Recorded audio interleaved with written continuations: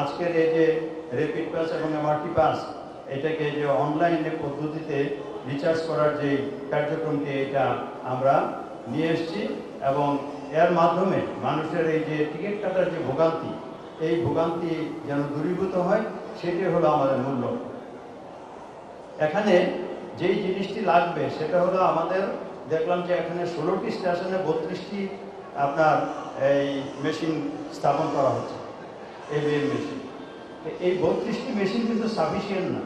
আমাদের যেই যারা টিকিট কাটছে না বা টিকিট দিচ্ছেন, আমাদের যারা স্টাফ যারা ডেস্কে বসে টিকিট দিচ্ছেন এবং যেগুলো আমাদের ইভিএম মেশিন থেকে কাটা হচ্ছে, এইগুলো যথেষ্ট পরিমাণে আছে। তারপরেও কিন্তু এই কাস্টমারের ভিড় সামলানো কঠিন হয়।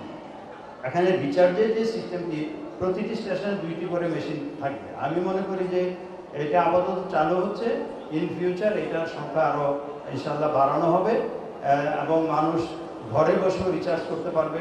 এই যে একটি আধুনিক সিস্টেম এখন আমাদের এখানে চালু হলো, আমি মনে করি যে মেট্রো রেলের যে সম্মানিত যাত্রীবৃন্দ, তারা তাদের কষ্ট লাঘব হবে এবং তারা আরামে তাদের টিকিট রিচার্জ করতে পারবেন এবং মেট্রো রেলে ভ্রমণ করতে পারবেন।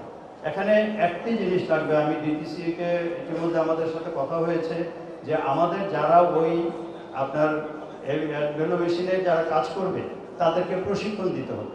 আমাদের এই জনগণটাকে যদি সুষ্ঠুভাবে প্রশিক্ষণ দেওয়া যায় এবং ট্রেন আপ করা যায়, তাহলে কিন্তু এই মেশিনগুলো আমাদের যারা থাকবে, প্রথমে তো আমাদের জনসাধারণের এই এক্সপার্টাইজ অতটা ডেভেলপ করবে না যে এটা কীভাবে রিচার্জ করা যায়। এই জন্য আমাদের লোক থাকতে হবে সহযোগিতা করার জন্য।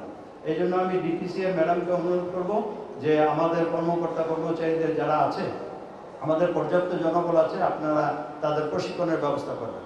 তাহলে আমাদের লোকজন ট্রেন আপ হবে এবং যারা এখানে জনগণ, যেই যাত্রী সাধারণ যারা এখানে টিকিট রিচার্জ করতে আসবে, তাদের রিচার্জ করার কাজটা সহজে তাদেরকে সাহায্য করা সম্ভব হবে। র্যাপিড পাস এবং এমআরটি পাসের যে রিচার্জ সিস্টেম আজকে মানে উদ্বোধন করা হচ্ছে, আমাদের মাননীয় স্পেশাল অ্যাসিস্ট্যান্ট মহোদয় উদ্বোধন করবেন। এই বিষয়টা আপনারা ভালোভাবে প্রচার করবেন, আর কিভাবে রিচার্জ করতে হয় এই জিনিসগুলো একটু আপনারা আপনাদের প্রচারণায় রাখবেন।